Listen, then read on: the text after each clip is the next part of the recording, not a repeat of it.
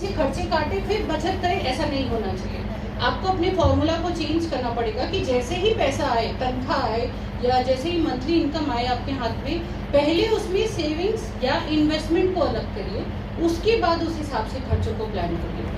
जिस दिन ये फॉर्मूला, इसमें थोड़ी सी मुश्किल होगी, लेकिन जिस दिन ये फॉर्मूला आपने चेंज कर लिया अपनी लाइफ में, आपके आने वाले सारे गोल्स आप देखेंगे कि सब स्मूथली कवर हो जाएंगे। क्योंकि मुझे ऐसा लगता है कि आज के डेट में बहुत कम ऐसी चीज़ें हैं जो हम प्लान नहीं कर सकते। अगर हम प्लान नहीं करेंगे तो हर कुछ हमारे लिए एक टेंशन रहेगा। लेकिन अगर आज के डेट में अगर हम प्लान करते हैं हर कुछ, क्योंकि सब पता है, जैसे जिनके बच्चे हैं तो सबको पता है कि बच्चों की हायर एजुकेशन होगी, आगे चल के बच्चों की शादी करवानी होगी, जिनके रिटायरमेंट होंगे, क्योंकि हर कोई हर समय, तो कितने सारे गोल्स हैं जो हमको पता है। लेकिन उसके बावजूद अगर हम उसकी तैयारी आज से नहीं कर रहे हैं तो ये हमारा फॉल्ट है। तो इसीलिए आज ये सेशन है कि जो फीमेल्स है, जो मनी मैनेजर हैं, जो मनी मैनेज करती हैं, उनको इसका इम्पोर्टेंस ज़्यादा पता होना चाहिए कि हम अपने पैसे को किस तरह से कहाँ कहाँ पे काम पे लगा सकते हैं। तो सबसे पहले अपना फॉर्मूला चेंज करना है कि इनकम आए उसमें से पहले सेविंग्स या इन्वेस्टमेंट को अलग करें, उसके बाद एक्सपेंस करें।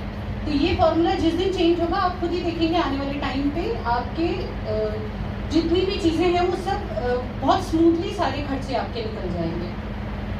महंगाई के ऊपर में जैसे मैम ने महंगाई टर्म बोला, अब महंगाई को एक एग्जाम्पल से हम लोग यहाँ पे समझते हैं कि एक तरफ ये शीट आपको दिख रही है, मैं जनरल बात करती हूँ कि सपोज करिए एक तरफ यहाँ पे महंगाई का इम्पैक्ट हमारे पैसों पे किस तरह से होता है वो बताया गया है कि एक शीट है यहाँ पे जहाँ पे हमारे खर्चे हैं। तो यहाँ पे ये जो पहला ग्राफ आपको दिख रहा है, यहाँ पे 30,000 रुपये लिखे हुए, 30,000, मतलब इसको अगर हम नॉर्मल भाषा में बात करें कि सपोज करिए कि आज एक घर को स्मूथली चलाने के लिए 30,000 रुपये महीने का खर्चा आपको लगता है। तो आज से आने वाले 5 साल बाद क्या 30,000 में खर्चा पूरा हो जाएगा? नहीं।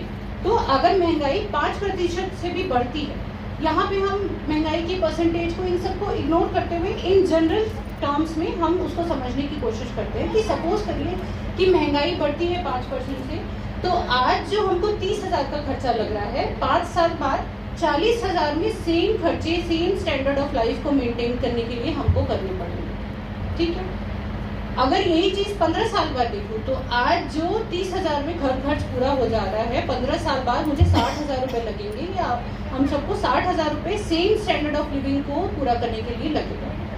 और 20 साल बाद वही चीज़ हम देखें, यही 5% की महंगाई चलती है, तो 20 साल बाद 80,000 रुपये लगेंगे। तो ये महंगाई का इम्पैक्ट है हमारे खर्चों पे, एक्सपेंस पे, जिसको हम एक्सपेंडिचर बोलते हैं।